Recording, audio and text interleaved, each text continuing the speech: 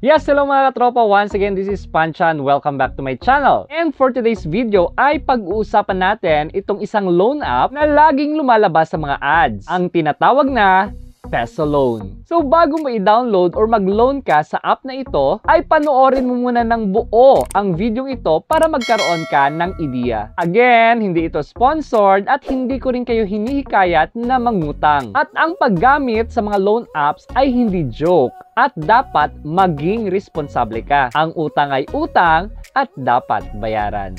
Okay, first, ipapakita ko sa inyo muna kung paano gamitin ang app na ito. Pagkatapos ninyong ma-download ang app na ito sa Google Play Store or kung hindi nyo man makita, ay i-search nyo lang yung Peso Loan app sa inyong ginagamit na browser. Pag open ninyo ng app, ay ito ang magwe-welcome sa inyo. Ang kanilang service agreement kung saan ipapakita nila sa iyo lahat ng mga features na dapat mong i-allow para magamit ang app na ito. Of course, makikita nila lahat kasi magkakaroon sila ng access sa phone mo or magkakaroon sila ng access sa lahat ng nakalista dyan, especially yung SMS mo, kung kumusta ba yung previous transactions mo, iba pang loan apps na meron ka, yung call logs, Wi-Fi, basta lahat ng nakalista dyan. Next, kapag na-click mo na itong agree, ito naman yung bubungad sa iyo, ang 8 reminders. Ayan, basahin nyo lang yan guys ha, at intindihin. Katapos nyo dyan, i-click lang ang IC. At ito naman yung susunod. Mag-ask permission sila sa iyo para magkaroon sila ng access sa iyong SMS. Just click agree lang. At i-allow lang yung mga features ng phone mo na gusto nilang ma-access. Ayan. Okay, dito naman sa baba, makikita nyo dyan na 3 lang daw yung process na gagawin mo dito sa kanilang app. Submit information, get credit, at receive money. Para maka-register or maka-loan sa app na ito, itap lang yung get credit limit. Bago ang lahat, sa pinakababa niyan ay makikita dyan yung kanilang SEC registration number at yung kanilang certificate of authority number na nakapangalan sa Masaganang Buhay Finance Philippines Corporation. Pero again, hindi lahat ng mga may lisensya or registration ay magaganda yung service. Dito, kung nakaregister ka na before, ay i-login lang yung nakaregister mong number at yung password mo. Pero kung first time mo pa lang, click mo lang itong register sa baba. Then, mag-sign up lang gamit yung inyong phone number. Itap lang din itong I agree to the terms of service and privacy policy. Pagkatapos ay just tap submit. Magsisend lang yung app ng OTP sa number mo at automatic naman ito mag-fill out sa mga boxes na naka-provide dyan. Next, iset mo lang yung password mo. Pagkatapos ay tap lang yung submit. Then, babalik ka dito sa home at itap mo lang yung get credit limit. Dito naman sa part na ito, magpro-provide kayo ng personal information, level of education, marital status, at complete address. Optional naman itong magbigay ka ng other number at email. Kapag natapos ka na dito, ay itap lang itong submit. Sunod ay hihingin nila yung nature of work mo. Kung may employer ka, of course, hihingin nila dyan yung number ng company nyo. Sa akin, nilagay ko lang self-employed.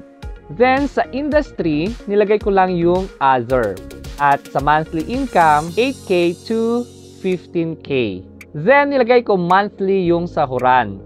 At every 31st or katapusan ng buwan ako sumasahod. Then, inilagay ko lang dito sa company number, yung yung number ko lang. After that, itap lang yung submit. Dito naman sa emergency contact, kukuha ka lang dyan ng 3 people. Okay? Sa iyong phone book. Itap mo lang itong autofill. At kung kumpleto na, ay i-submit mo lang or itap mo lang yung submit. Then, yung last na i-comply mo dito, yung identification information. Dito naman, mag-provide ka ng isang valid ID. Meron naman silang mga nakalista ditong mga valid IDs na gagamitin. Yung ginamit ko ay yung national ID ko. And after that, pag na-select mo na yung national ID, ay i-fill out mo lang yung mga hinihinging information. Tapos, pipicturean mo lang yung front and back ng ID mo.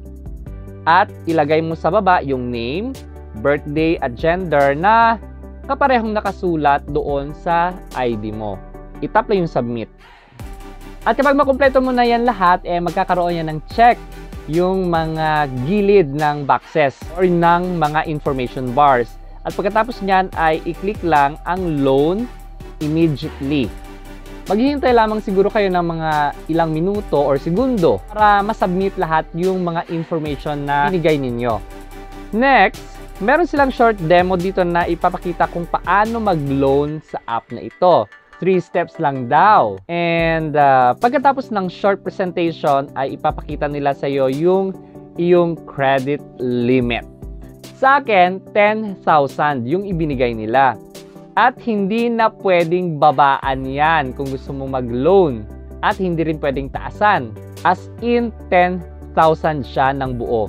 Tapos, yun lang, hindi ko siya ipinagpatuloy kasi medyo malaki talaga siya, guys. I mean, malaki yung interest na babayaran ko in just 1 week. After 1 week, may susunod pang babayaran. So, X siya para sa akin. Yung withdrawal option nila ay bank, pero meron din ibang options na pwedeng gamitin like GCash, Coins PH, Paymaya, Shopee, at iba pa na nakalista naman dito. At kung for example ay hindi nyo bet yung app or pagkatapos nyo mag-loan at wala na kayong utang sa loan app na ito, ay gusto nyo nang mag-quit or i-delete yung account ninyo sa Peso Loan app, pwede nyo po itong ma-delete totally. Yung gagawin nyo lang ay pumunta kayo dito sa My Account, then itap lang yung More Settings, itap lang din yung Account Management, then tap Delete Account. Hihingan lang kayo dyan ng reason kung bakit gusto nyo i-delete yung account ninyo. I-select nyo lang, then tap Submit. Tap Stick to Deletion, Confirm, at magsisend lang ng OTP siya sa'yo, and Submit Delete. At para maliwanagan kayo tungkol sa loan app na Peso Loan, ito ang ilan sa mga good and bad reviews ng mga nakagamit na ng loan app na ito. Basahin nyo lang, katropa.